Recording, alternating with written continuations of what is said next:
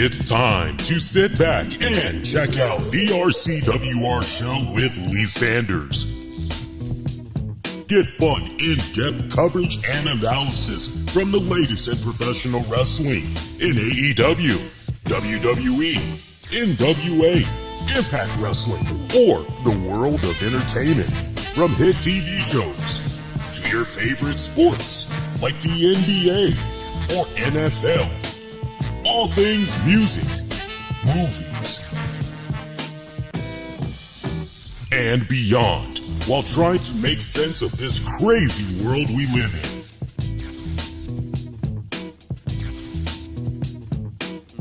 All while keeping it honest, insightful, and interactive since 2011. And now your hosts, live from the nation's capital of Washington, D.C., Lee Sanders.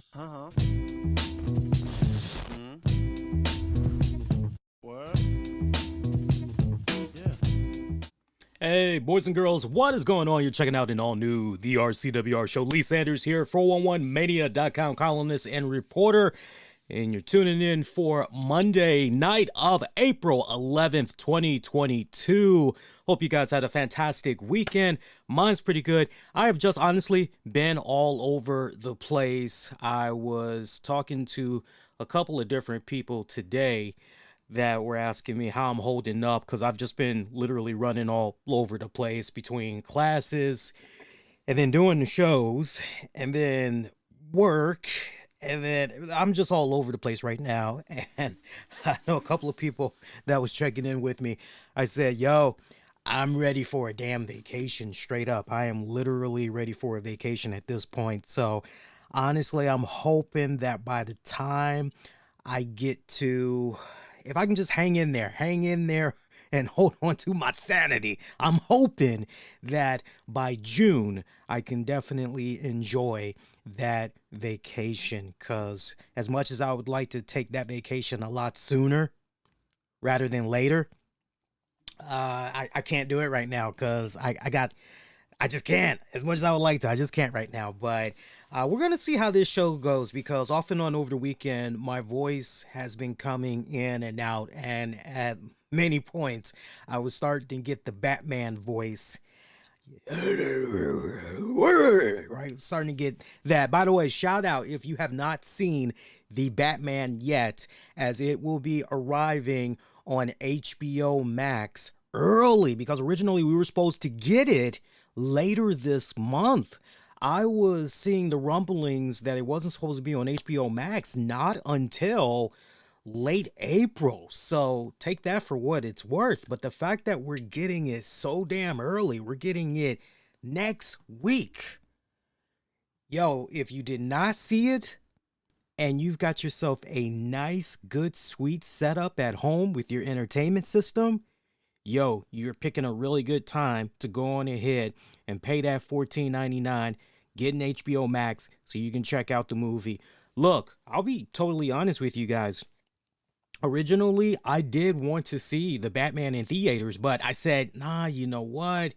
We're still navigating these waters with the pandemic. And then, most importantly, you're looking at the ridiculous prices because everything is up. Everything is up. I'm sure you guys remember it wasn't that long ago here on the show where I was saying to you guys, I believe it was for the Batman, as a matter of fact. If not the Batman, then it was for another comic book related movie. I remember telling you guys the prices was just too damn steep, as it was damn near $20 a head, and that was for the first showing early in the morning.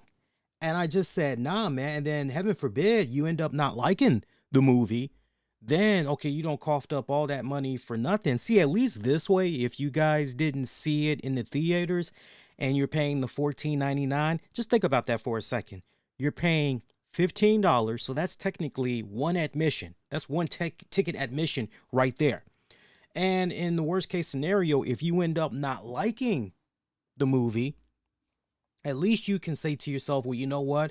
I've got an entire month to enjoy HBO Max. I can look and see what other stuff is on that I can check out.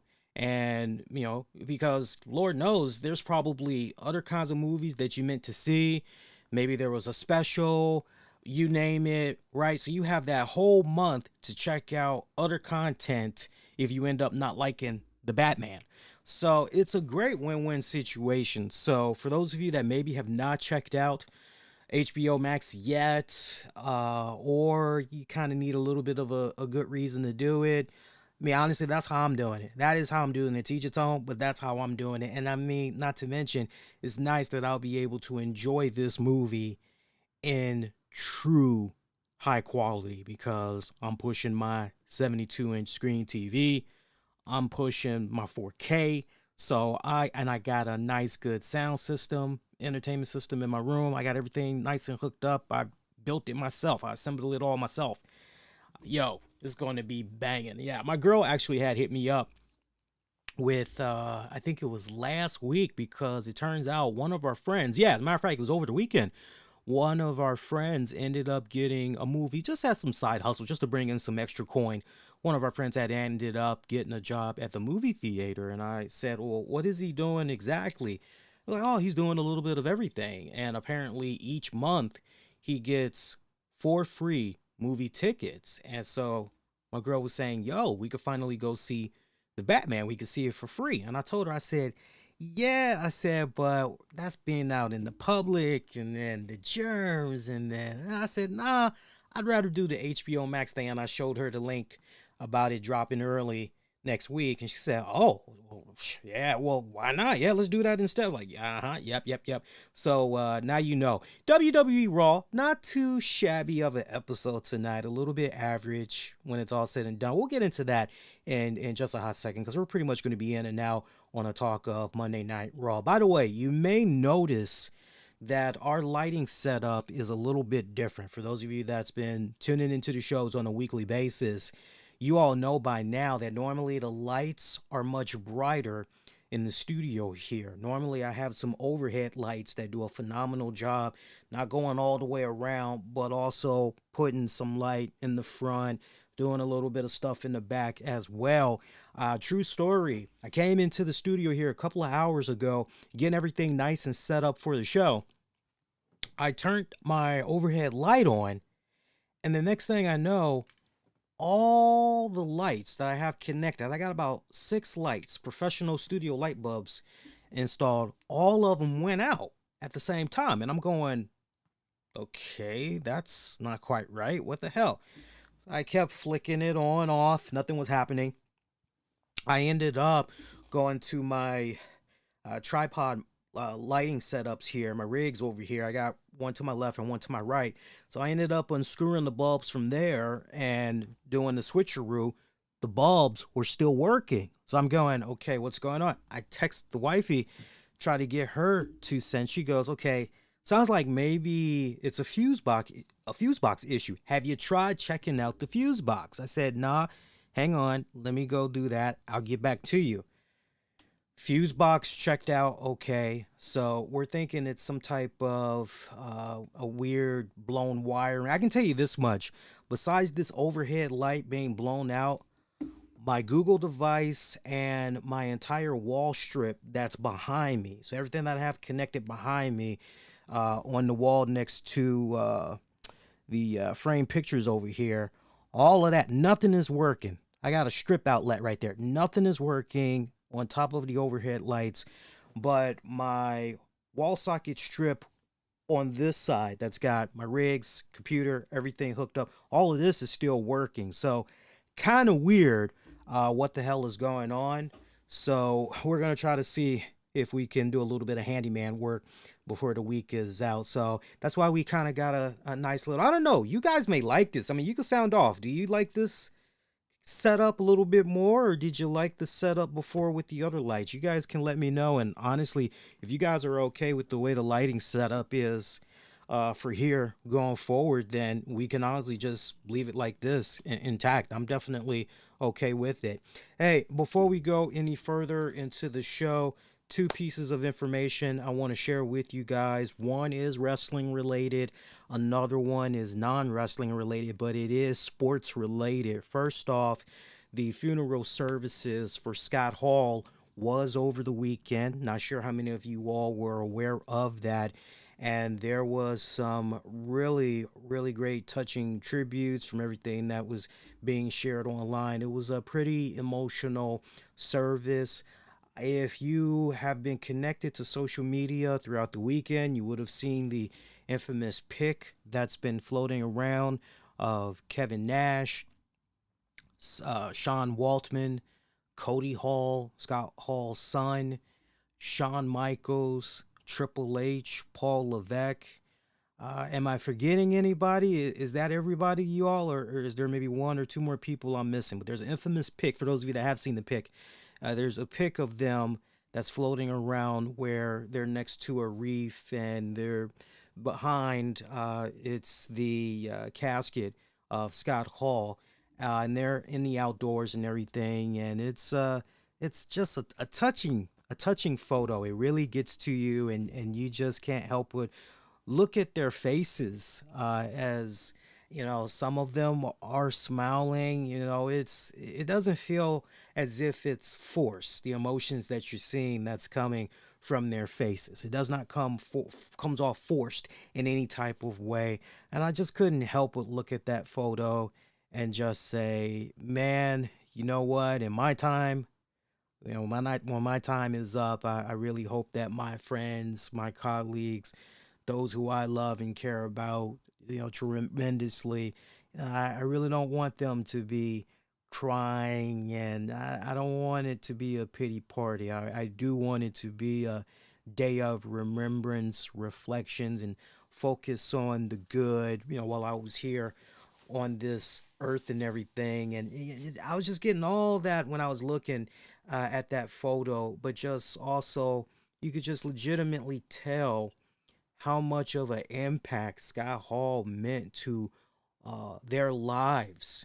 You know, from the positivity standpoint, yeah, he might have had his demons. You know, who doesn't have their own respected demons that they're battling with and everything. But I don't know. I'm curious how you all had that saw the photograph. I'm curious how you all perceived that photo when you initially saw it and everything. But the services were over the weekend. Something else that went down over the weekend that deeply impacts over here in the nation's capital of DC, but also Maryland and Virginia, even ties to the Pittsburgh area. We had lost a young man that honestly was just starting to scratch at the surface, just really starting to reach his pinnacle. I mean, this man was still navigating the waters, trying to figure out what type of man he was gonna become, and that's Dwayne Haskins. Dwayne Haskins dying at the age of 24 over the weekend. I was pretty stunned when I had found out the news. I actually was on my way to work at the time over the weekend, and wifey actually had texted me right as I clocked in, and she goes, Look, I know you're not one to take bad news. You don't like receiving bad news here, but hopefully you saw this by now. But if you didn't, sorry, but open this up when maybe you get a break. That way you're not really. And I'm like, I'm like, okay. So I paid it no mind because she already gave me the heads up and before sending me the link. So I didn't look at the link until I took a break. And once I opened up the link, I saw the news about Dwayne Haskins, and I just couldn't help but say, what the hell? What happened here? And I'm not sure about you guys, but you could definitely relay it to me in the chat, on demand, on the downloads, and on social media. But right then and there, as I'm trying to process what possibly could have happened to this young man, I'm going, okay, well, maybe it turns out he was battling some type of a drug addiction. Maybe he was having some type of mental issues that we didn't know about. But to hear that he died on pretty much, he got hit by a car. To hear that he got hit by a car, basically on a freeway, I'm going, whoa, whoa, whoa, and we're still waiting. Here we are now, a couple of days removed from his unfortunate passing, and we still don't know exactly what happened to this young man. But apparently, he got struck and killed by a dump truck while he was attempting to cross Interstate 595 out in Fort Lauderdale, Florida. Now, some of you guys may be saying that don't know all the details, or first time maybe you're hearing this. What the hell? First of all, was he doing out in Fort Lauderdale, Florida, Lee? Because if he's with the Pittsburgh Steelers, right? Some of you guys are used to, wait a minute, isn't there usually a little bit of football training going on by now? What's the 401 here? He was actually with his Pittsburgh Steeler teammates out there. They were doing a little bit of training out there. But yeah, I don't know, because the first thing that's clicking in my mind, well, where was his vehicle? What was going on with his vehicle? Did he run out of gas or something? Was there some type of a car malfunction and he had no choice but to get out of his vehicle? And maybe was he trying to go for a nearby exit? And maybe what exactly was he trying to do right there? Because anybody that has taken a DMV class, a DMV training class and all that, we know that in a worst case scenario where something unfortunately happens to your vehicle, if you can, then you pull over to that far right side. You pull over and you get yourself some flares, you put it all out and everything so cars know what's going on with you. Make sure you leave your lights on and everything, and pretty much you stay in your car until the professionals are able to come out and they're able to tow you and all that good stuff. You're told during your classes, yo, don't, if you can help it, don't leave your vehicle. So I'm a little bit curious what was going on. Why was he walking on such a busy interstate? Anybody that has ever been on that interstate, Interstate 595 near Fort Lauderdale, you know how busy it can be. So to hear that, my heart just, seriously, it just ached for that young man. Seriously. This was a young man that was drafted by then at the time known as the Washington Redskins. See, I got no problem saying their old name. I recognize the new name that they're under now, but, right, just full context for me. But he was selected by the Washington Redskins in the first round of the 2019 NFL draft. But he was released after 2 seasons. Was his game playing inconsistent? Yeah, it was. It was. And his work ethic definitely came into question. Yeah, I really didn't pay too much, nothing of it. My mindset was, this is still a kid, but he'll learn real quick that especially for the position that he was trying to play in, which is quarterback, you got to grow up pretty fast in the league. You got to grow up pretty damn fast. And I felt that this was all in all just learning experience, sweep it under the rug. He'll learn from it. He'll get better and everything. Right before that, a lot of people kind of have the misconception that he was born and raised out here. He was not born out here. He actually was born in New Jersey, but as a young kid, he did end up with his family coming out here. I believe they had lived in Potomac, Maryland, for a short time. He had ended up playing for Bullis, as a matter of fact. Now that I'm thinking about it, he ended up playing for Bullis school around 2013 to 2016. He had played for them. It was school out here in the DMV. And he did pretty damn good. You know, he passed for over 5,000 yards. I forgot how many touchdowns. Definitely over 50. Young prospect, was doing phenomenally well. Originally, he committed to the University of Maryland, a school I know about very well, as many times they had tried to court me, get me to come to their school and all that, but ultimately he decided, you know what, instead of the University of Maryland, I'm just going to go on ahead and go to Rutgers University. And that's pretty much where he had went. Actually, no. He committed to the University of Maryland over Rutgers University, but then he decided to go and play for Ohio State. That's what went down. Yeah, Ohio State. And but I mean, a very promising career. Very, very promising NFL career when it's all said and done. I know he got picked up by the Pittsburgh Steelers. What was it, guys? Just last year, basically? Yeah, just last year. So barely scratching the surface. 24. That's way too young. Seriously, those of us, especially us males, that age, those of us that are a lot older now, 24, we're still trying to figure out what the hell we're going to be doing for the rest of our lives. We're starting to really get an idea about our overall personality, what makes us tick, and, you know, okay, what's the career path that we want to put ourselves on that we feel is going to be most successful going forward. We're not quite thinking about settling down just yet, starting that family, and, you know, we're not quite there just yet, but, right, I mean, we're still around that age, pretty young, but we're scratching the surface there. Just heartbreaking. I am aware of the comments that, who was it? Adam Schefter had made. What do I always tell you guys? That's not long-winded either, but what do I always tell you guys? I always say, before you post, just take a quick second, look, and if you're even hesitating for just a second, you probably ain't got no business putting it out there. For those of you that are not aware, you don't want to, you want to just look and have a facepalm moment. Just type in Adam Schefter, Dwayne Haskins comment.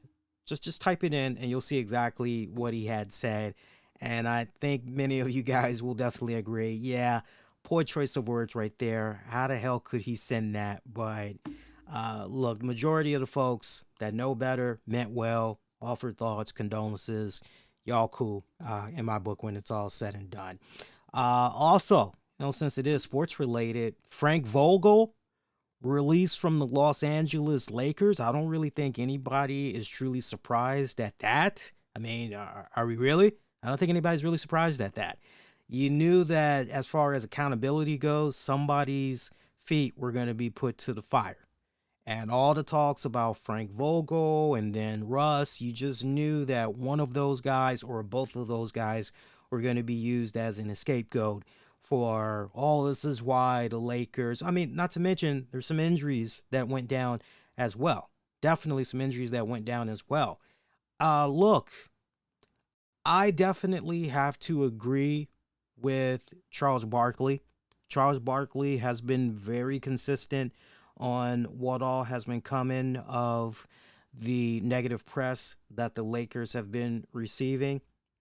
I do agree that Frank Vogel, yes, I agree with Chuck that Frank Vogel has been nothing more than used as a casualty in this whole media game spin on why the Lakers just were not, because you're talking to somebody here that has been following the Los Angeles Lakers ever since Phil Jackson first became the head coach for that team. Now, we know there was that period where he took about a year off. I'm sure you guys remember that. There was that year where he took off And, he just wanted to recharge his batteries, just enjoy the fruits of his labor, all that. And then when he came back, he pretty much was able to take the Lakers to, if I'm not mistaken, 2 more championship runs. Okay. But I bring that up because when you look at Frank Vogel's winning record for this season, it's very, very interesting and eerily familiar to Phil Jackson's last rodeo with the Los Angeles Lakers. I'm not sure how many of you guys are really aware of this, okay? Look, just hear me out on this. So for the 2019 to 2022 season that Frank Vogel was the Los Angeles coach, his winning record is .657. His winning percentage record, .657. That's not too shabby. That's not too shabby. And so, in basically the 3 years that he's been the Lakers head coach, he's got 1 championship to show for. Meanwhile, you look at Phil Jackson's last run with the Los Angeles Lakers, which ran from 2005 to 2011. So that's 6, 7, 8, 9, 10. That's 6 years. 6 years. Winning percentage, get this, .657. 0.657. And what does he have to show for those years? 2 championships, one from 2009 and another one from 2010. That would be the Lakers' final championship until Frank Vogel came along, LeBron, and whatever else you want to put in there as part of the whole, or some of you guys like to call it the Bubblicious Championship. Okay. But you see the point that I'm making here. Okay. So if Frank Vogel was able to do what he was able to do at the helm for 3 years and get a .657 record with 1 championship in there, you know what I'm saying? And to Human in the chat, bro, that's Braun's winning record. Hey, look, when it's all said and done, we could say the same thing about Phil Jackson. We could say, take Frank Vogel's name out, and we could say, yo, bro, that's LeBron's winning record. What's Vogel's record without, right? We could play that game if you want to play that game. All I'm saying is, look, at the end of the day, it's okay if we have different opinions, all right? It's not about, we get into an argument and, you come to me, all I do is present you a couple of ways to look at things. How you walk away from me at the end of the day, what you think going forward, that's up to you guys. But I'm saying, as somebody that has been watching the Los Angeles Lakers since Phil Jackson arrived, I think that the criticism, honestly, it's one thing if we're really going to be fair and we're really going to try to offer constructive criticism on why the Lakers were a bust this season. Because all the fucking sports bookies, you name it, everybody had the Lakers. Either they're going to go all the way to the NBA Finals for sure. Some, oh yeah, they're going to repeat. For sure, yeah, bank on it. They're going to repeat. Bank on it. Okay?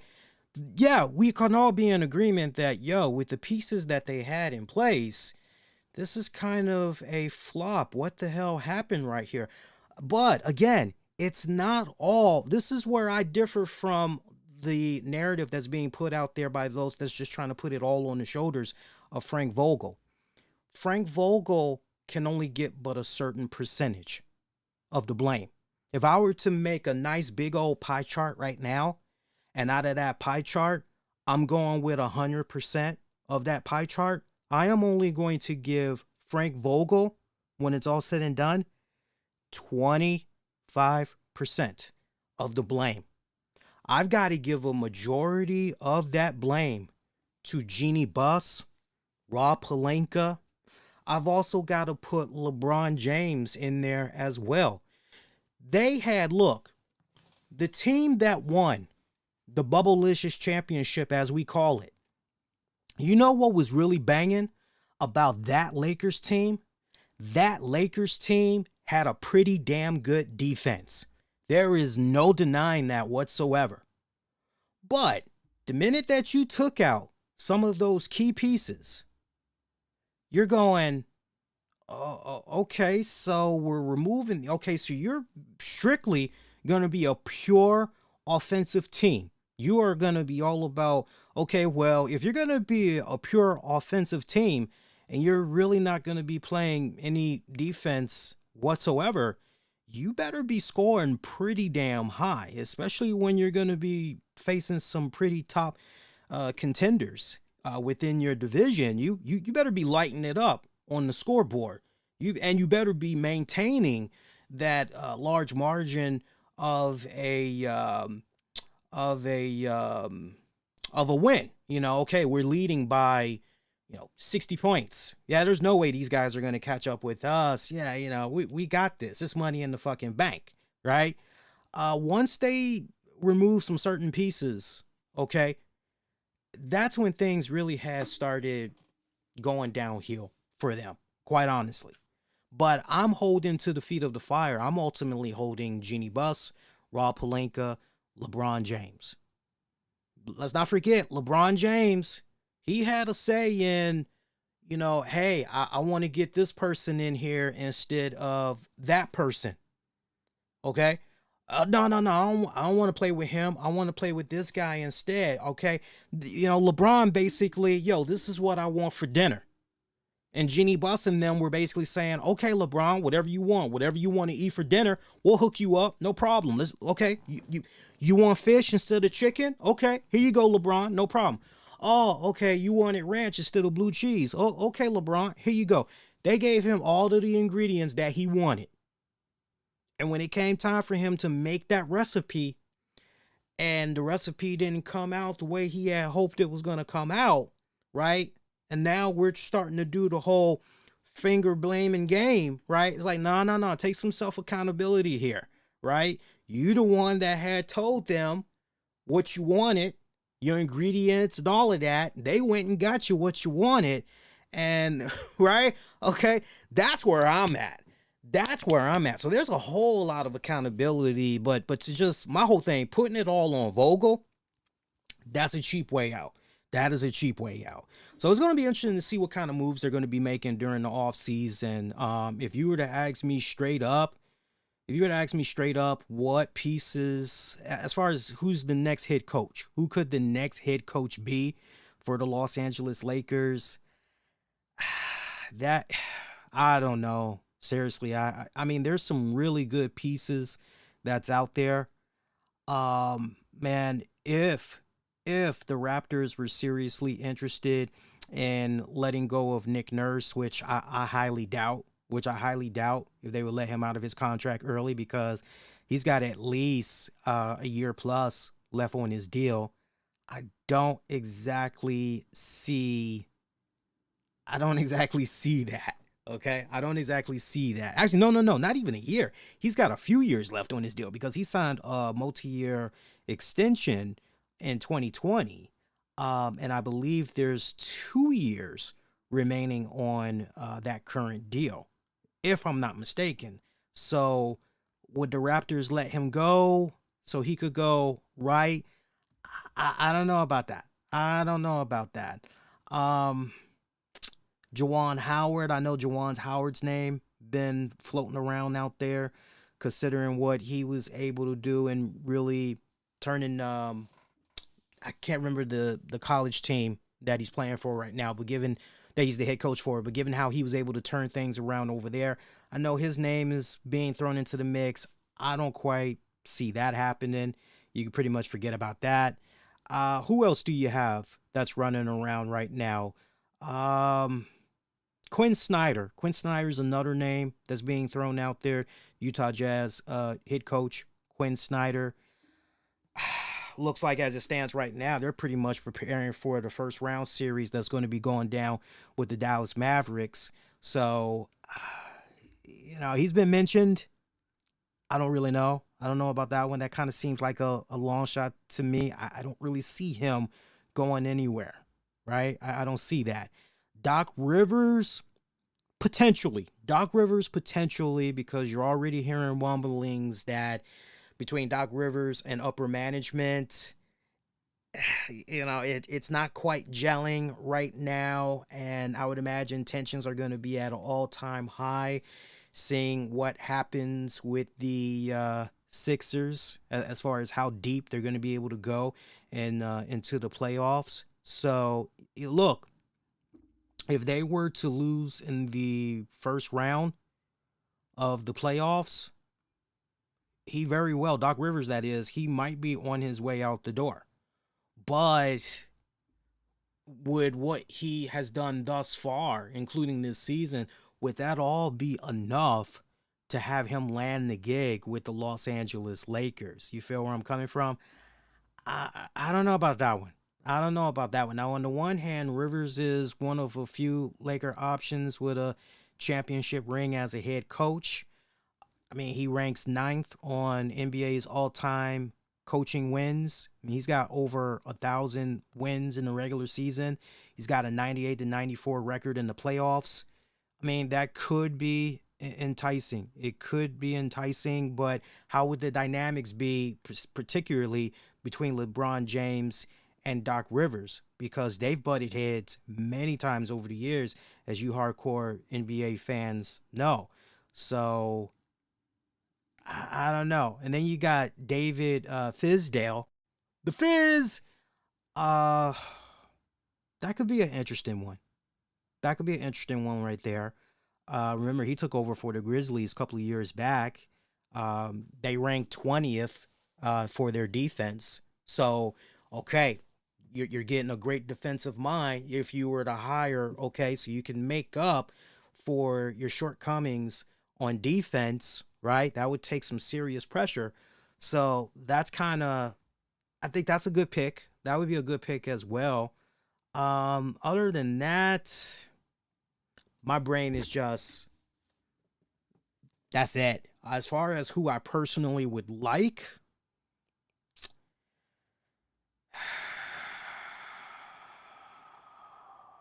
I like Fizz. I like Fizz. We'll see what happens. As much as I like Doc Rivers has shown me he is not willing to switch his game up. Seriously, you would think that, okay, man, I've been doing this same recipe and now everybody knows how to fucking make it. You would think by now, all right, let's switch it up and let's try something else, right? Let's try something different. And I just keep waiting for Doc Rivers and he just does, right? Mike Breen, by the way. I mean, we haven't seen Mike Breen get an opportunity since, 2014? I know his name stayed kind of floating around out there, but Mike Breen is not Mike Breen. God damn it, I always get my guys mixed up. What's his name? Y'all know exactly who I'm talking about. He commentates with Van Gundy and Mike Breen. His name's Mike as well. I can't think of his last name. If you guys want to help me in the chat, go ahead. But you guys know exactly what I'm talking about. He's a brother. Before Steve Kerr had took over for the Golden State Warriors, he pretty much had laid the fucking foundation, the fucking blueprint down. You know, it kind of sucks because very seldom does he get his fucking props, all things considered, right? He put the team in a really good position to win, and Steve Kerr just basically picked up literally where he left off. Jackson, yes, thank you, Yuma. Mark Jackson. His name stayed being brought up, but seriously, you know, if we could see one of the Van Gundys, right, get back after all these years of being removed, how come a guy like Mark Jackson? So, something to think about, something to marinate on. But, yeah, had to mention those to you guys, man, because I saw it was a pretty busy, chaotic weekend there of sports. Speaking of sports, before we talk about WWE RAW, real quick, these are your results for this week's AEW Dark Elevation, as Dark Elevation was on and about earlier tonight. Frankie Kazarian defeated Teddy Goods. Diamante got a win over Ashley D'Amboise. Dark Order defeated Chaos Project and Gun Club. Ruby Soho, Anna J, and Sky Blue got a victory over And I'm actually going to go back and watch this because this one name I'm getting ready to mention to you guys, I've been a fan of hers for a couple of decades now. Lufisto. Yes, Lufisto had teamed up with Emi Sakura and the Bunny. Meanwhile, Penta Oscuro got a win over Jora Joel. And your main event, Top Flight. Top Flight defeated Nick Camarado and Aaron Solo. So I'm going to be watching Dark Elevation just for the Lufisto tag match alone, because I've always felt that Lufisto was more than worthy and deserving of being on television. And even though it's not quite TV, it's basically a YouTube show.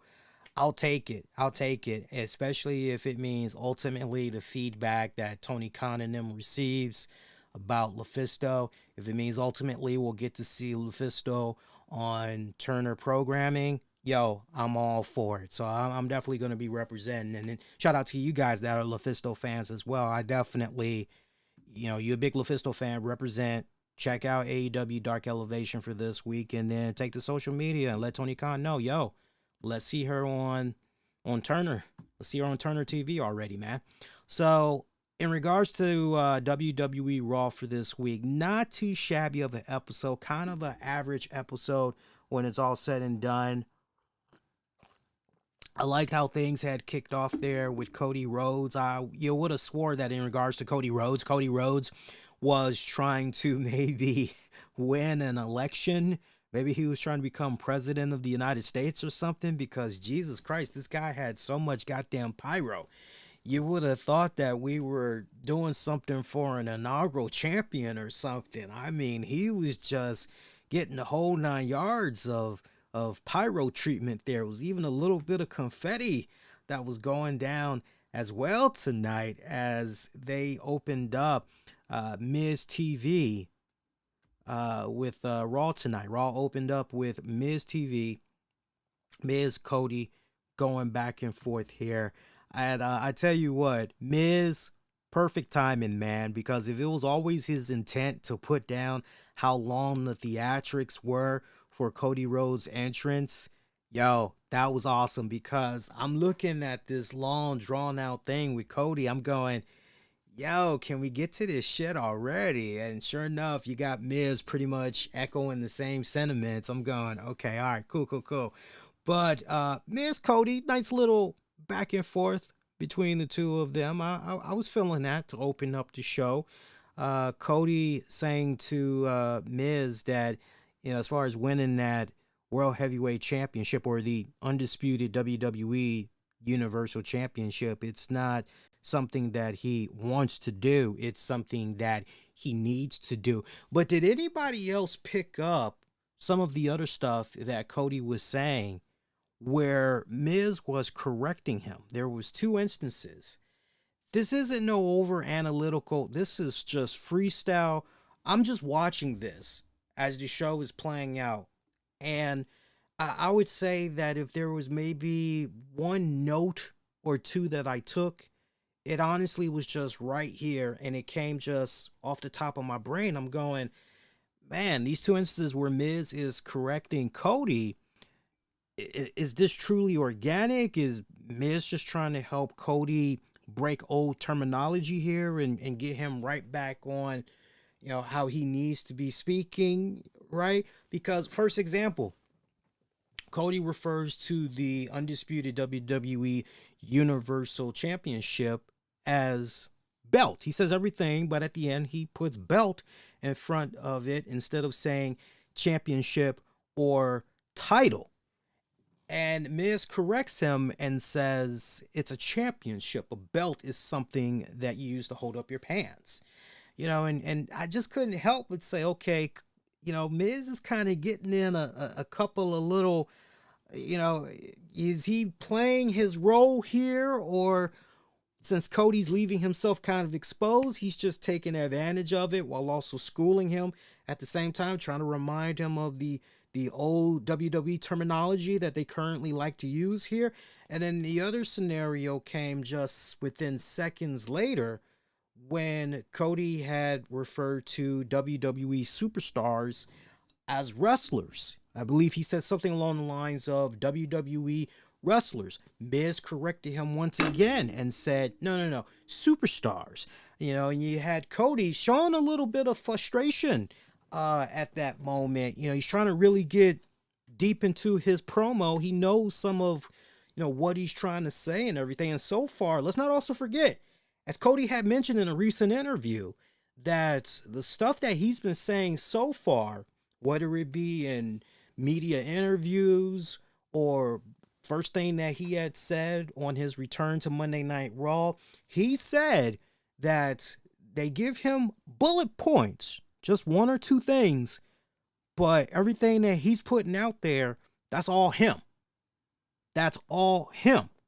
So, I'm looking at that and I'm keeping all of that in mind, and I'm going, okay, we got Miz correcting him. See that Miz was trying to just do his part in being a really good heel, but also kind of fuck with him a little bit. And I just couldn't help but wonder, okay, all right, Cody, right? You want to go out there without a net, right? No bullet, right? No script. You're just going out there with the bullet points. Okay. And he actually did pretty good, I personally felt, despite Miz coming at him like that. He actually did pretty good. So that was nice. Miz revealing that he heard from a little birdie Seth Rollins wanted a rematch with him, as now Seth is more prepared, and pretty much Seth wants to prove that what had went down was nothing more than a fluke. Cody pretty much telling Miz, look, if Rollins wants to go again, be more than happy to face him. No problem.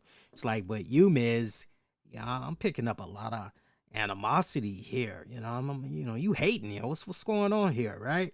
So pretty much building some nice anticipation for their match that was going to be going down later on in the night. I wasn't even gonna mention their match now, but I mean, since we're just kind of going with the flow, all things considered, I mean, we can't go ahead and talk about that match for what it's worth. Now, Miz did make an appearance. Seth Rollins, he did make an appearance in Cody and Miz's match. It went about 14 minutes long.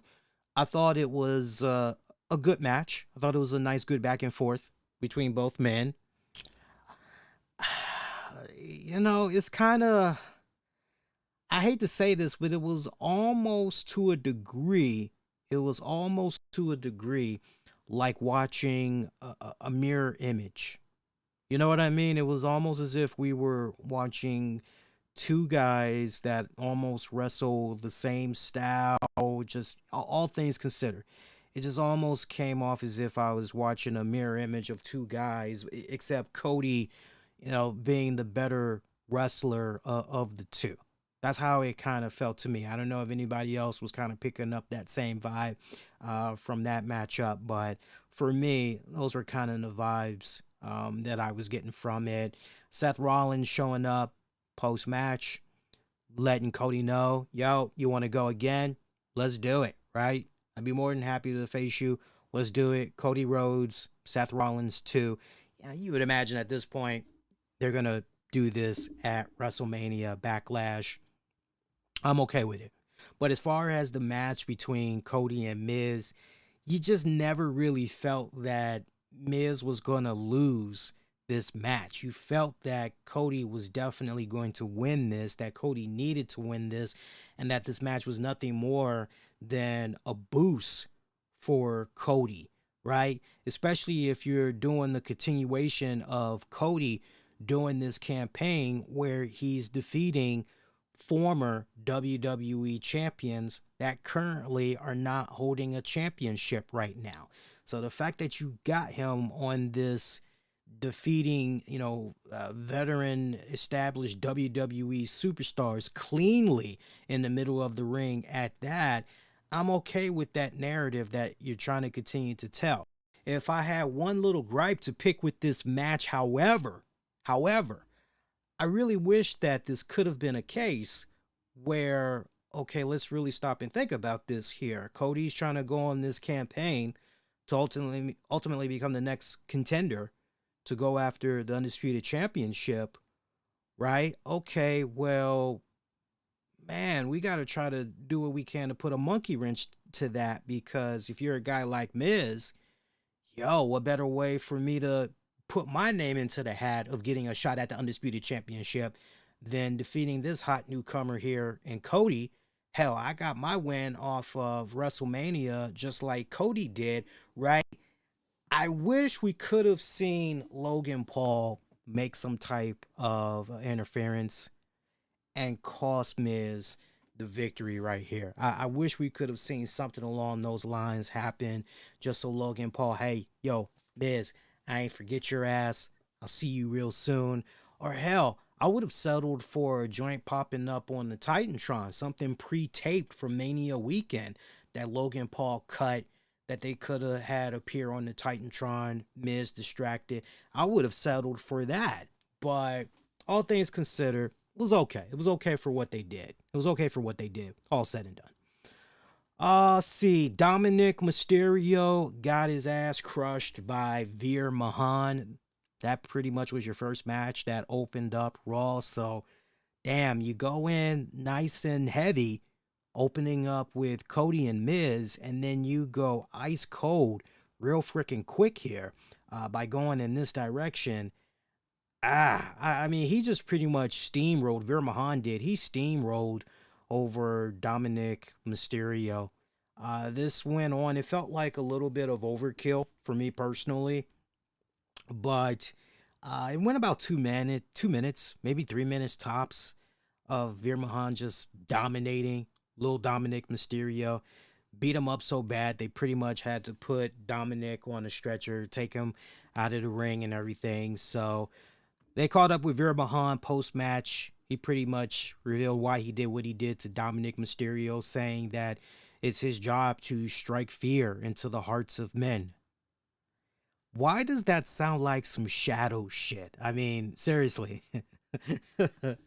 Strike fear into the hearts of men. I mean, that seriously sounds like some fucking the shadow bullshit.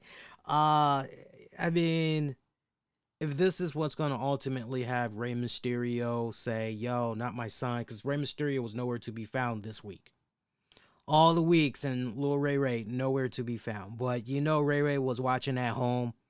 You know Ray is going to pop in the little cassette tape, and he's going to be driving around in his sports car, right? And we're going to be hearing the No Easy Way Out theme from, what was that, Rocky 4. We're going to be hearing that theme now, as Lil Ray is going to be coming back looking for some revenge. So, it's all good. AJ Styles went up against Damian Priest. This was really weird because you could say this match was going on for maybe about 10 minutes, if even that. And then all of a sudden this match had a abrupt break. It was really, really weird because the last thing you see as we're getting ready to go into a commercial break, you have, this was weird because you have AJ Styles. He's trying to look for the phenomenal forearm, which gets countered, and he gets a kick to the head. And then Priest drops to one knee just out of nowhere. He just drops to one knee, and all of a sudden the lights go out, and then there's this purple spotlight of a hue that's on Priest. Next thing you know, we go into a commercial break. We come back, and apparently the match is over. And we got the commentators telling us how they were having some light technical issues, but now they've gotten it resolved, and they apologize to the fans and all that. And you're going, okay, this is your mindset as the viewer. You're going, well, surely we're going to see the match resume right now between AJ and Priest, yes? Or we're going to see this match resume later on tonight, or we're going to see this happen again next week, and hopefully there's no technical issues. This was just, right? This was just really, really fucking weird. That's WWE for you. You can make that argument. Look, I get it. They're trying to set up a match, a continuation here between AJ Styles, Priest, Edge. I get that. But man, creatively, that was just kind of pure stupid shit what they had did tonight, as far as I was concerned. Just it was lazy. It was lazy. It was fucking lazy when it's all said and done. Now I tell you how they could have made up for this. They could have made up for this by having AJ Styles in a backstage segment. Or better yet, you could have had somebody try to catch up with Damian Priest. Could have had somebody try to interview him. And then AJ Styles could have just, you think you and me are done? You son of a bitch, huh? And then they're continuing to brawl. And you could have had officials pull these guys apart, come back a couple of segments later and say, look, obviously the hostility, the beef that still exists between AJ Styles, Priest, and Edge, I mean, it's reaching an all-time high, given everything that we just saw play out earlier in the night. Hey, look what's going to be going down on next week's Raw. You could have easily done a nice little setup like that, or at least ended the way that I'm suggesting, and I think most people would have been fine with how it would have panned out. But yeah, moving on, because we got loads more we got to get into here. Let's see. Tommaso Ciampa has officially, contrary to how some people were feeling there, some people thinking that maybe he was about to become all elite. No. WWE officially welcoming its newest member to the Raw roster, Tommaso Ciampa. Thank God he did not get a new name. Seriously, that would have been serious. Shout out if you watch SmackDown. You know exactly what I'm talking about. Before Tommaso could even really get a word in as far as now being part of the Raw roster, Ezekiel, aka Elias, comes up to introduce himself. There's Kevin Owens right there on the spot, as he's quick to remind everybody that is not Ezekiel, that is Elias, the guy that was playing the guitar. He had a beard, and Tommaso said, no, this is Ezekiel. This is Elias's younger brother. And Kevin Owens cannot believe that everybody. So we have Kevin Owens here, who is pretty much on his own Sami Zayn conspiracy theory here, as he's trying to debunk this myth that's going on with Ezekiel here. So I'm liking it. I'm liking this fun little story arc, and I just am picturing some of the stuff that they can have go down the pipeline here between Kevin Owens and Ezekiel. I would imagine at some point, I could just picture in a backstage area, Kevin Owens is just strumming away at a guitar very badly, and he sees Ezekiel and he goes, hey Ezekiel, man, you know a thing or two about playing the guitar. Won't you show me how to really do this? And Ezekiel can just say, once again, you're confusing me with my brother Elias, but I think I know a little something. Let me see. And he plays it even worse than Kevin Owens. Okay. I could see that going down. Or Ezekiel trying to sing. I could see Kevin Owens trying to get Ezekiel to sing, and Ezekiel just sounds extremely bad with putting some bars out there. It is just, just basically picture Mr. Perfect Kurt Hennig. But remember when Curtis Axel was in the WWE, and some people had a really good ass idea about Mr. Perfect, saying, well, for Curtis Axel, why don't you just have him be Mr. Imperfect? Because every single thing he does, he's always fucking up, right? That could be his whole gimmick. So I could see them kind of doing a little bit of something like that with this Ezekiel character. But only time will tell how fun creatively they're going to get into this whole bad boy. Liv Morgan took on Naomi. No Rhea Ripley in sight right here, okay? And this was pretty much over in about 2 minutes. Naomi getting the win over Liv Morgan. But wait, we've got stupid booking 101 right here. And this is where the stupid booking 101 comes into play. So let's see if we got this straight, okay? Hopefully you guys did your research on this, but if you did not, you're about to get schooled tonight. So let's keep in mind that Naomi and Sasha Banks lost to Liv Morgan and Rhea Ripley on Monday Night Raw from last week. Okay? Keep that in mind. And now this week, and remember that Raw episode from last week, remember, Rhea Ripley pretty much walked away from Liv Morgan. Liv tried to console her, and Rhea just shoved her away. Like, I don't want to hear it. I don't want to have anything else to do with you. I'm out of here. Leave me alone. She was pretty hot-headed, Rhea Ripley. All right? We didn't see her do anything else on WWE programming that week since.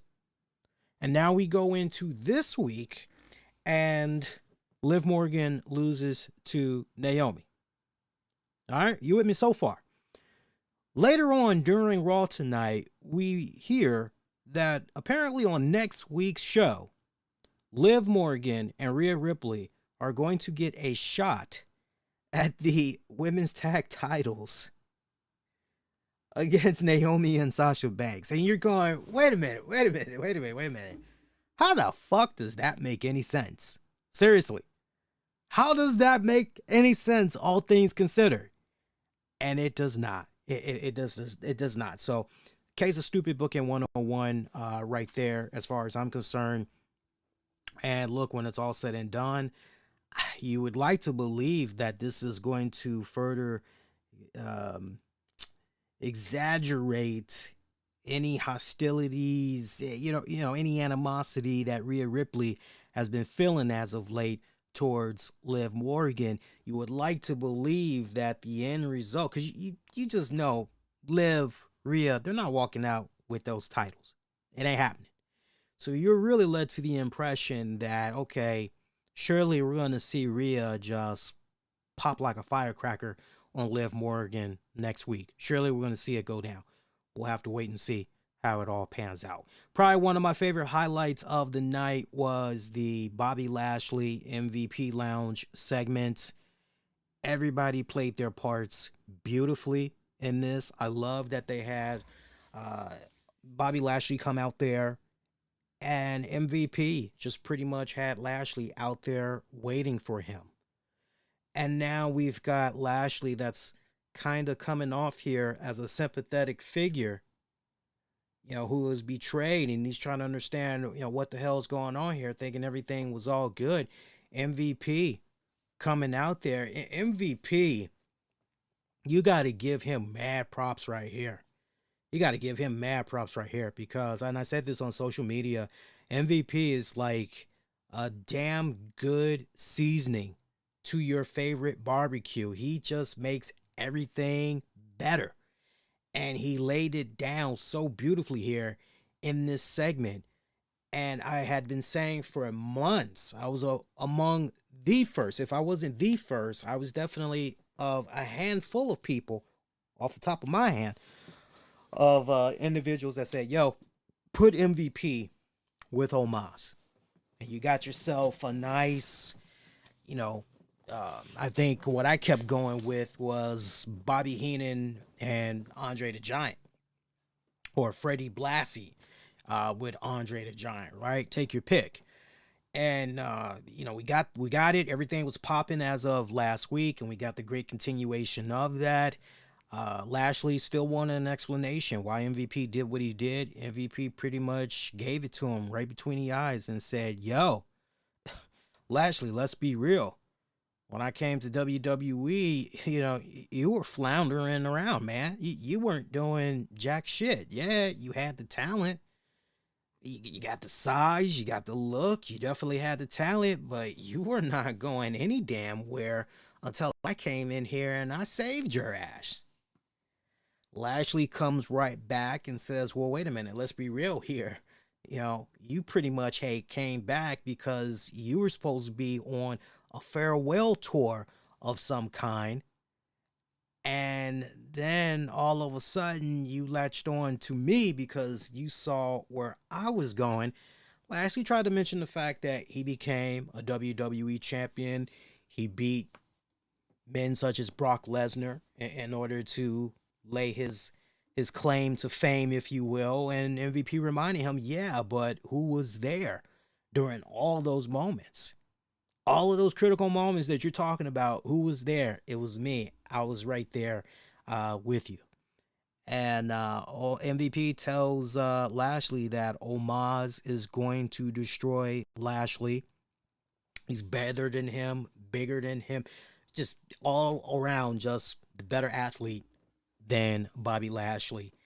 And Omos is now thinking like a businessman. He's not just gonna go down Hawk Smash. He's pretty much gonna be doing it pretty much for the right amount of money. So I like the way that this all had came about tonight. Everybody getting nice and established right here. Lashley really being established as a good baby face here. Omos going to that next level in his respected career with a guy such as MVP. Nothing but good things can and will happen. And we talked about it and gone over it time and time again here on this show. So good shit. Good shit. That probably for me was the best highlight of the entire night, I would have to say. R-Truth, Akira Tozawa, others, they get done with a bachelor party for Reggie. They find out that apparently Dana Brooke is, doing her little bachelorette party. And even though, you're kind of led to the impression that, okay, well, Dana Brooke, Tamina Snuka, they're doing their bachelorette party. We sure about that 24/7 championship? We sure that the 24 championship, nothing weird's going to be going down? R-Truth reminds them, yo, don't matter that 24/7 championship. It's 24/7, like bachelorette party or not, right? There's going to be some stuff going down with that title. So, they managed to get to Dana and Tamina's bachelorette party in time. We did see some shenanigans that had went down, but R-Truth was able to intervene and pretty much say, look, I'm actually an ordained minister, and until you guys get married, and I think they're gonna get married next week on next week's Raw. Until they get married, 24/7 rules, the championship and all that, it's pretty much been suspended, so that they can pretty much just do the wedding already. Whatever. Austin Theory is talking with who is it? Sonya Deville and Adam Pearce. Apparently, he is now calling himself Theory.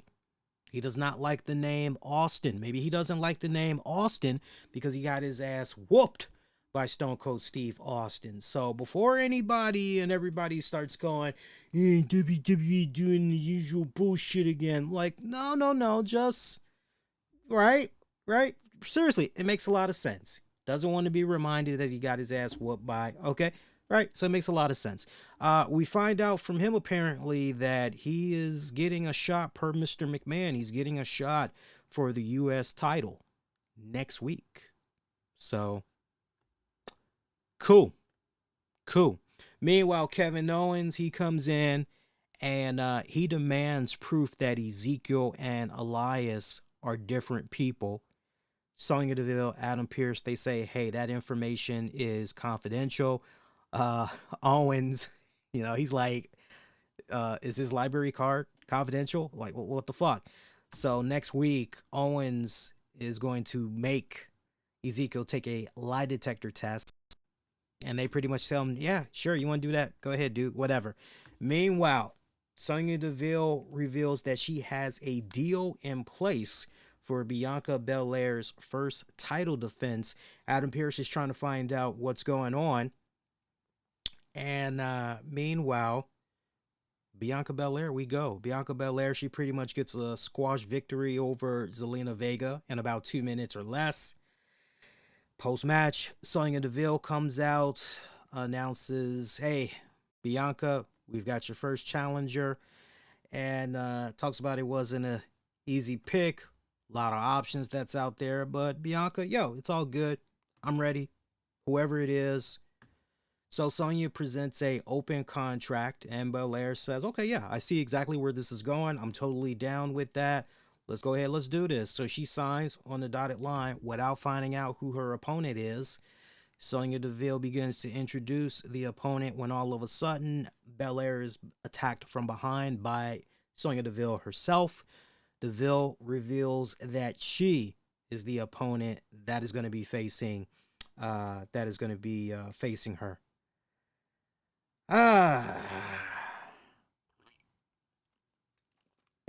So look,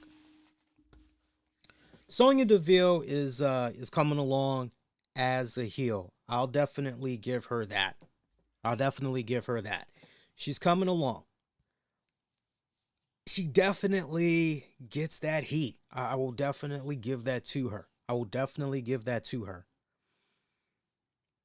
Part of me, I don't quite want to see this. But at the same time, look, it's a nice new wrinkle. It's fresh. It's very fresh. And right now, for all intents and purposes, it's looking as though, who is it? Becky Lynch. She's on a little bit of a mini break. I have not been watching SmackDown. Last SmackDown I watched was actually the WrestleMania SmackDown Go Home show. So I actually got to catch up on what's been going on with SmackDown to understand what's been happening on that side, especially now that Charlotte pretty much storyline embarrassed Ronda Rousey and all that. So I'm a little bit curious what's going on with that respected scene and everything. But to my point, the fact that we're going in this direction with Sonya Deville and Bianca, I'm totally okay with it. You think about the story arc, and not for nothing, Sonya Deville, she has been abusing her power. We've seen what she was doing with Naomi and all that other stuff, right? So I'm okay with it, but at the same time, I can't help but wonder, okay, so when Sonya gets her ass handed to her by Bianca, are we going to see Sonya continue to try to stick it to Bianca Belair and try to, you understand what I'm saying? Is it going to get to a point where she is becoming too abusive with her power that something comes about with Mr. McMahon or whoever, the authority, and they basically come down on her and say, no one individual is bigger than the company itself, and basically, yo, you've been stripped of your managerial responsibilities. You're now a wrestler again. I'm curious, how far along is WWE thinking with this respected angle that's going on with Sonya Deville? It's going to be interesting to see, but I don't have a problem with this whatsoever. Main event match, Alpha Academy taking on RK Bro, non-title matchup. Again, non-title matchup. Usos were in the house on this one, by the way, too, as they had arrived pretty much after the match was over. Non-title matchup, about 8 minutes. Good stuff right here. Was nice while it lasted. Outcome of the match, not a surprise whatsoever. Now, that is one highlight I did catch from SmackDown last week, which was pretty much Roman Reigns telling the Usos, look, I got 2 championships now.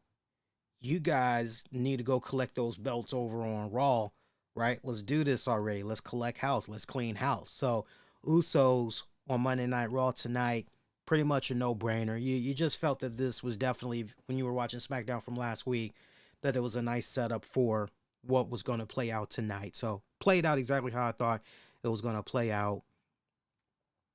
Usos arriving after a commercial break. They come right back. Usos letting it be known they want a shot at RK Bro. They want tag champions versus tag champions. Winner takes all and all that. Street Profits, they come to the scene. And they aren't too pleased with the Usos trying to jump the line a little bit here. They still feel that they can lay claim to those tag championships by RK Bro as well. Now, not for nothing, but at least when you look at the Street Profits, at least you can say, okay, well, on last week's Monday Night Raw, Street Profits, now, even though they lost at WrestleMania, Street Profits, they did get a victory over Alpha Academy in a Texas Tornado match. So, yeah, if they want to come out there and lay a little bit of claim, like, no, we should be in the tag title picture here. we should be getting a shot first before these chumps over here from SmackDown. Okay. So they're actually kind of making a really good argument right here.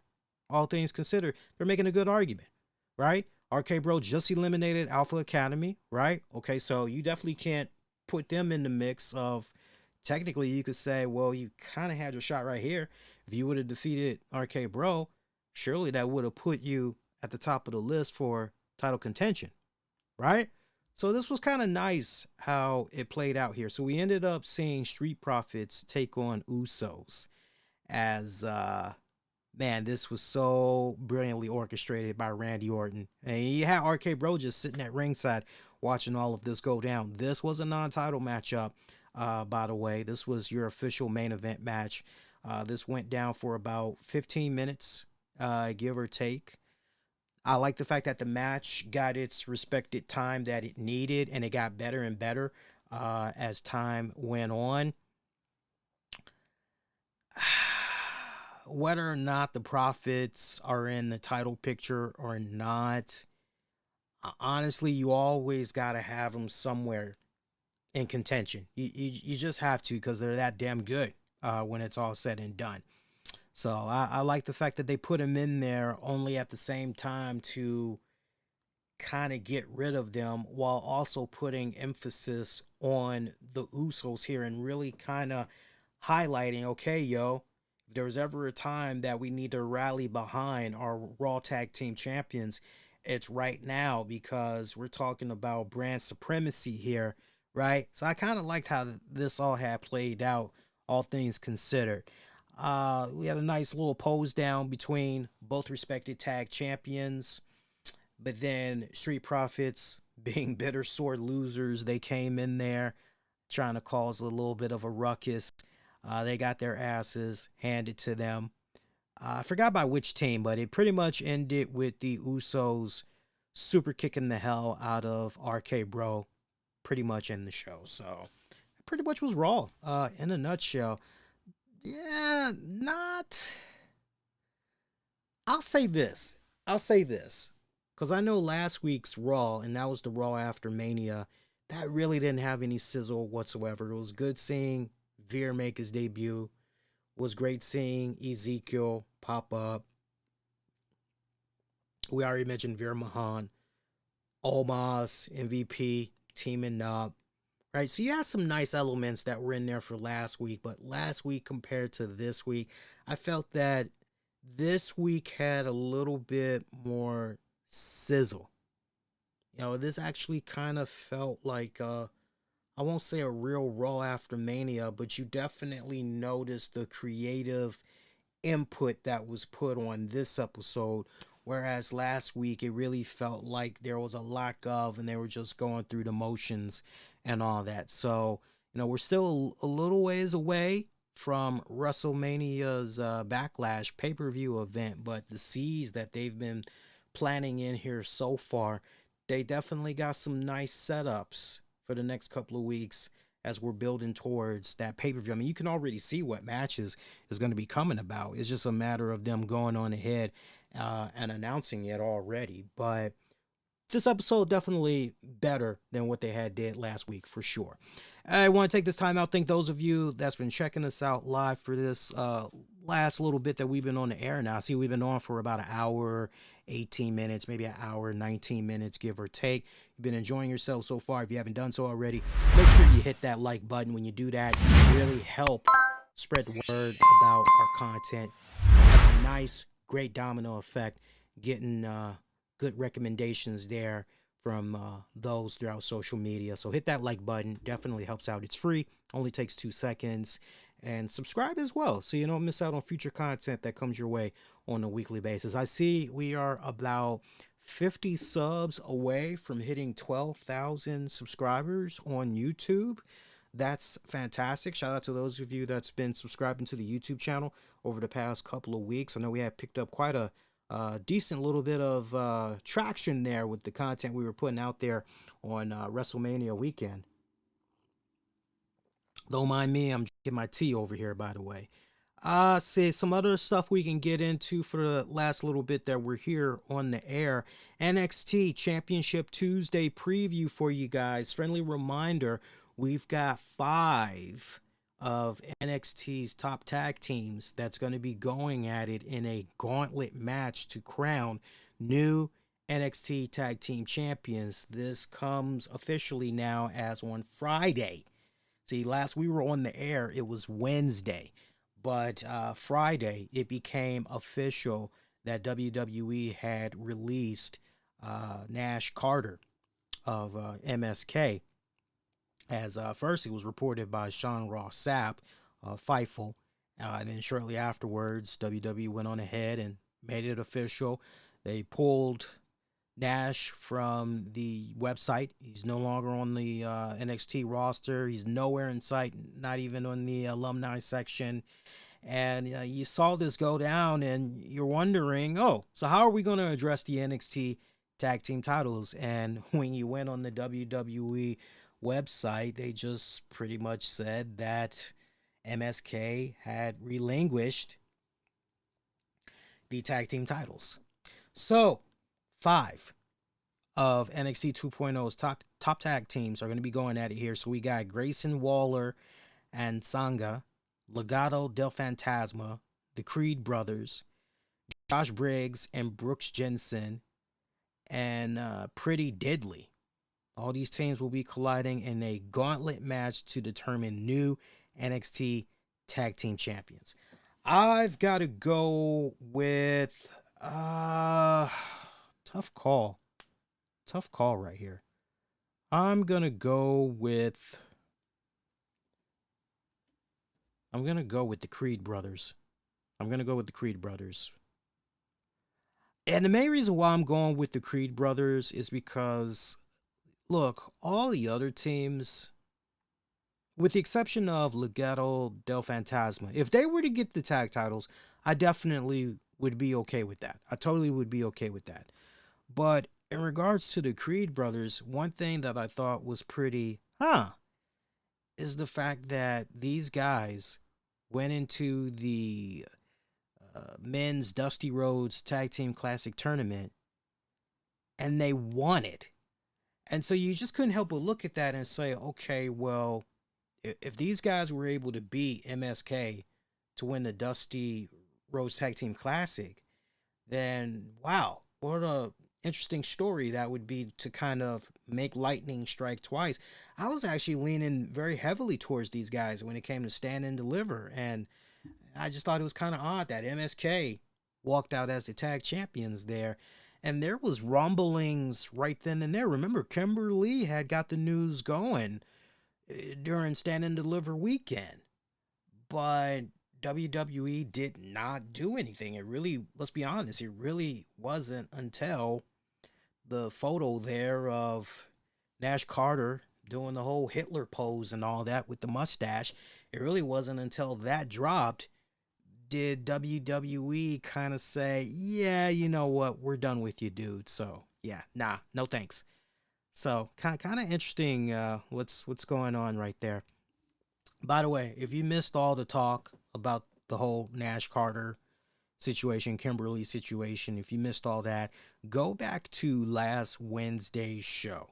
I went into it in great detail on that respected episode. As a matter of fact, to the point, if you guys want to jump around a little bit and you want to just go right to that respected chapter, if you go on the YouTube channel, youtube.com/the RCWR show, you can actually find the timestamps for it in the episode description and just jump right to that respected one. Meanwhile, on this week's NXT, Mandy Rose will be defending the NXT Women's Championship against Dakota Kai. Also, I'm not. That should be a good match. I'm just thinking about something else, non-wrestling related, but that should be a pretty good match there. Tony D'Angelo discusses what's next for his future now that he is the new Don of NXT. Braun Breaker will be addressing the NXT roster in the WWE universe on what's next for him, and his first title defense. Toxic Attraction, they'll be discussing what's next for them now that they are two-time NXT Tag Team Champions there. So JC Jane and Gigi Dolan, the beautiful Gigi Dolan. Love me some Gigi. So that should be good. Also, Undertaker. I don't know how many of you guys are aware of this, but there's some rumblings. Take it with a grain of salt, but there's some rumblings going around that Undertaker has agreed to WWE and Peacock. They're still getting some things finalized, but apparently the three of them sat down, and there is strong interest from Peacock and WWE to have Undertaker get into the podcasting world. They would love for Undertaker to do something similar to what Steve Austin is doing with his Broken Skull sessions. So take that news with a grain of salt. I know this news originated from WrestleVotes, and sometimes, most times, WrestleVotes, when they put something out there, it actually comes to fruition. But it definitely has you kind of wondering there. Wow, Mark Calloway, the Undertaker, as the Undertaker, doing a podcast. That's kind of interesting. That is kind of interesting there, right? I think the stories that Undertaker would be able to tell on that show, Jesus, if I could give some type of advice to WWE, it would be this. Do his show, do Undertaker, Mark Calloway, do his show like Norman Reedus. For you Walking Dead fans, you know exactly what I'm talking about. And I love that series. I think it's called Riding with Norman Reedus. And he's just going across America on his motorcycle, hanging out with some good friends, fellow co-stars, telling some nice, cool stories and all that shit. I honestly would love to see Mark Calloway do some stuff like that. I would love to see elements such as that. Maybe we can see Mark Calloway do some hunting. I know he hunts. Maybe we could see him do some stuff like that. I think that would be pretty interesting. Especially when you're doing it in such a intimate way while you're also telling stories at the same time. I think that would be very, very. Let's get away from the whole podcasting studio setup, right? Let's go ahead and let's take this outdoors, right? If you want to do a 90-minute show, I'm down with that. But let's do it in those type of settings. Maybe even have some of it take place at a bar. I think that'd be kind of interesting as well, right? So, but look, if they are seriously going to be doing this, I wish them nothing but the best. I think it's going to be a very successful series. Even if they decide they want to stick to the traditional format, indoor studio podcasting setup, but hopefully they actually do go on ahead and take it outdoors. I think that would be much more interesting. What's going to happen with MSK West? Look, your guess is as good as mine. That's asking me to look into the crystal ball and predict the future on what's going to happen with West. I don't know what the future holds. I mean, honestly, really stop and think about that for a second. Just imagine if you were that tag team partner, and because of some bullshit that went down in the personal life of your tag partner, by association, you're pretty much fucked. WWE, unfortunately, look, when it's all said and done, be more specific. If you're asking me if Wes is going to be out of a job, Wes is not going to be out of a job. At this point, what WWE is going to have to do is go back to the drawing board, and they're going to have to figure out, okay, so what can we do here? How can we, do some reshuffling here? What exactly can we do with Wes? We did have him built into this whole MSK thing, but all right, so now where do we go from here? Do we ultimately just repackage Wes? Or, do we keep him in the tag team division, but give him a new tag partner? And if we are going to give him a new tag partner, who are we going to have him tag with? Are we going to have him tag with Kushida? Or are we maybe going to have him do something with Cameron Grimes? Or do we maybe have him do a little something with LA Knight? Does he maybe do something with him? There are so many interesting scenarios that you could do with Wes. There's definitely plug and play options. So, although it sucks that the whole MSK thing isn't really going to be popping anymore, Wes will be just fine. They just got to figure out, okay, where can we plug this guy? And they got options. They got plenty of options to plug and play the guy. So, my opinion, I just gave you my opinion. You gotta be more specific, Anthony. You gotta be more specific. But because I just gave you my opinion.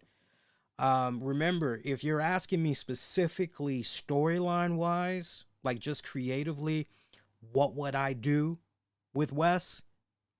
Full disclosure, and I've said this consistently, I have not been watching NXT on a regular basis. I have not. The last time I watched NXT in its entirety, I watched the NXT before Stand and Deliver. And then I think before that, maybe I was doing a little bit of fast forwarding here and there. So I only know but so much of what I've been seeing and some of the highlights that I've been checking out. So kind of keeping that in mind. I mean, I think that's kind of one of those for you hardcore NXT fans, those of you that don't miss an episode. I think that's kind of more along the question for you guys. What would you like to see happen to Wes? That is, you're a fan of MSK. What would you all like to see happen to Wes? I just basically told you from, not a creative standpoint, but just from a look, guys, you don't have anything to worry about, right? The kid's going to be okay. They got options, and they do. They're going to be able to plug and play the kid, right? But your guess is as good as mine what could possibly happen for him in the immediate future. One thing's for certain, I would imagine that they are going to wait a couple of weeks. I wouldn't be surprised if we don't see Wes on NXT programming for about 3 weeks, maybe even a month or whatever. And, maybe from there, bring him back into the fold. I could definitely see something like that coming about. I have to wait and see. Let's keep rocking and rolling. See, do I think with these title unifications, the brand could... I'll tell you what, Anthony, let's forward that question, and I'm actually taking a screenshot right now. Let's forward that question to Wednesday's show, because we're almost wrapped up over here. I don't want to go too much into OT. I love you guys. Don't get me wrong. I love you guys. I'm working 2 jobs now. I'm taking a boatload of classes. And somehow I'm doing voiceover work and I'm squeezing in these shows. I got to get my rest. I love you guys, but I got to get my rest. So I will forward that question. I've already taken a screenshot. We'll forward that question to Wednesday's show. And at least with Wednesday's show, at least we're on earlier. We're on at 10. So that's not as bad as when we come on Monday nights after 11, right? And it's, and then I usually have a short turnaround for work in the morning. So, yeah, Wednesdays are a lot better. But let me wrap up with just these last item right here. Wrestling TV ratings for last week. I want to share this with you guys. I thought this was pretty interesting. We're talking about wrestling TV ratings for the week of April 4th, 2022. Check this out. Raw, their first episode since WrestleMania. This was basically their Raw after WrestleMania edition show. They did 2.101 million viewers. That's actually up because the previous week was 1.979 million. So pretty damn good. NXT was up. NXT did 631,000. That was up from the previous week. which was 626,000. There's been almost mirror images of that same number for NXT these past couple of weeks. So if you're an NXT fan, that's actually pretty good news that the numbers have been staying consistent these past several weeks. AEW Dynamite. You know, now some people are making this a Debbie Downer type of situation. Oh, they weren't able to crack 1 million here. But you know what? That's still a pretty good number what they did for last Wednesday. They did 989,000. Is it down? Yes, but that's still pretty good. Impact Wrestling did 89,000 viewers. That is down from the previous week, which was 149,000. Meanwhile, New Japan Pro Wrestling on Access TV, down 46,000 viewers. Previous week, they did, I believe it was 56,000. SmackDown, slightly down. They did 2.100 million viewers. Previous week, they did 2.229 million viewers. And rounding off the week of April, what did I say, April 4th? Did I say April 4th? Yeah, April 4th of 2022. Rounding it off, this past Friday's AEW Rampage, which did 600,000 viewers, up from the previous week by 46%, as the previous week's episode did 456,000. Look, I had a lot of fun checking out last Friday's AEW Rampage. Again, if you're not familiar, usually on Fridays, I am providing live written coverage for AEW Rampage. So if you're at work, for some reason you're just not able to have access to a TV, just hop on the 411 Mania site on Friday nights when Rampage is on, and I'm right there just providing live coverage. You just have to keep refreshing. And then we got the nice, cool comments that's coming in real time. Everybody's reacting to everything that they're seeing play out on TV. You heard the rumblings that, because this was a taped episode, and you heard the rumblings that Wheeler Yuta was facing Jon Moxley. And if you said, yawn, okay, you really missed out on a classic. And I gotta tell you, it was the first match that I've ever, since I've been writing up the reviews for Rampage, it was the first time ever I've given a match 5 stars. Yes, first time I ever did that. And that's how good that Wheeler Yuta Jon Moxley match was. I had a blast watching that match. I'm sure that all the buzz that was surrounding that match from people that actually were there in attendance, and they're telling people online, no, look, I was there. Yo, you actually need to watch it. Seriously, you need to watch it. Really, if there was a reason to watch last Friday's AEW Rampage, it was because of that match, and also because of the opener. The opener was, oh man, hang on, let me go look at the opener real quick here. See if I can find that here. Let me put in Rampage real quick, because it was really about the opener. See here, hang on. I don't know who that is. Hang on. Here we go. I'm looking at it now. Yeah, it was first match. Yeah, I thought so. Bryan Danielson versus Trent Beretta. Yeah. Other than those 2 matches, everything else was just a blur. It was just kind of one of those. Some people actually remember the entire Rampage card, and they were just, no, overall the episode was, but no, the opener for last week's Rampage and the main event. I mean, those 2 matches alone worth the admission for checking out the entire hour, honestly. So congrats to AEW for pulling in that good of a number there. Now, I know that Tony Khan had said some stuff in regards to bots and all that other. We're going to get into that on Wednesday's show, since usually we're talking a lot more things, AEW and everything on Wednesday's show. we'll go into all of that on Wednesday's show. But some decent numbers there for the week of April 4th when it's all said and done, give or take. Honestly, I'll continue to say it. The New Japan on Access TV, I'm very concerned about that. There seriously needs to be some other alternatives there that need to, if you were to ask me straight up what could potentially help New Japan Pro Wrestling, Access TV, specifically, what could maybe help them out more?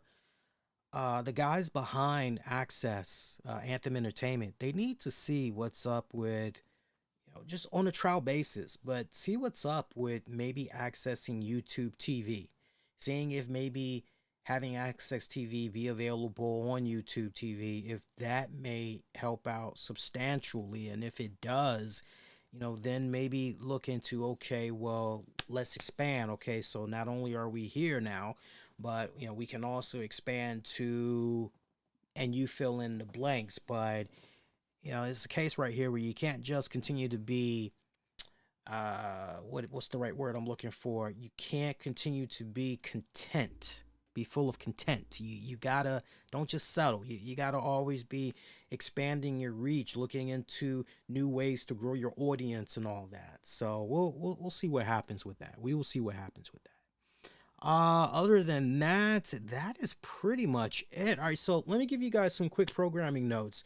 So Tuesday we're gonna be in chill mode, but Wednesday you guys are gonna get a new release. You guys are gonna, it's been a couple of weeks now, but we're gonna definitely load up the talk of NWA, so check that out. That's gonna be awesome.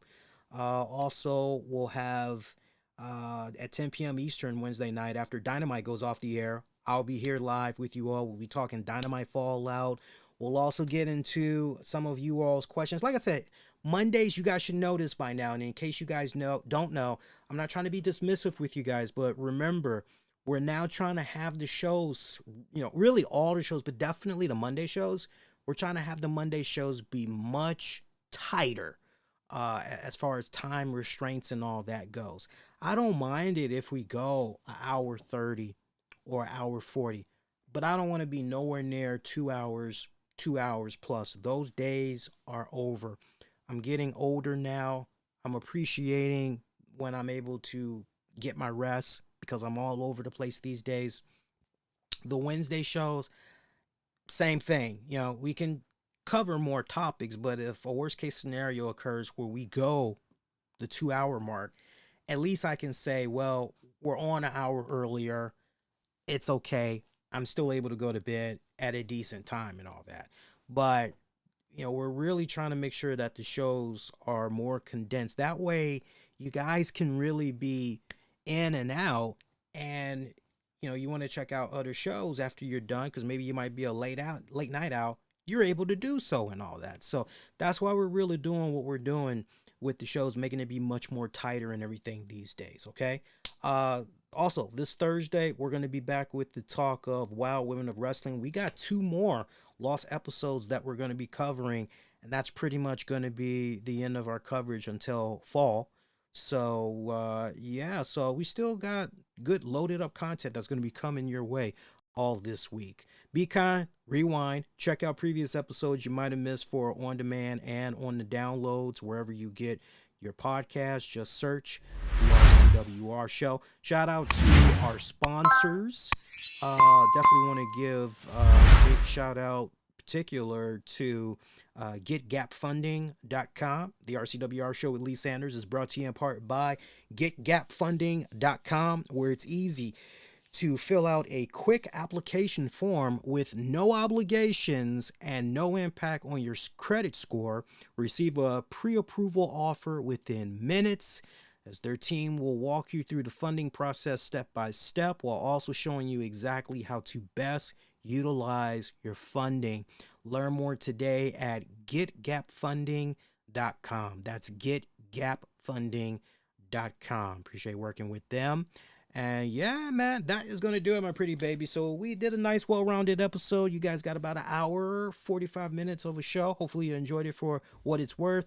Love you all's feedback. You can get at me all throughout social media. You love what I do. Honestly, best thing you could do, spread the word about the shows, man. Spread the love all throughout social media. Word of mouth always helps a great ton.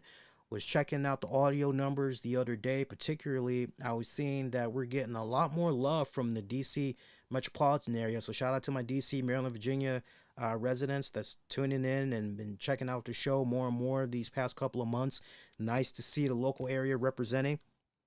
I saw that there was a couple of other states. I got to go back. I'll look at it again as far as Wednesday's show, and I'll give some more state shout outs there. But you guys know exactly who you are that represent and check out the show for on demand and on the downloads. Much love. Get at me on Twitter, Facebook, Instagram. Use the keywords the RCWR show. And until next go round, wishing all of y'all to be safe and most importantly be kind to one another. I'll see y'all next go round. Take care, y'all. Peace.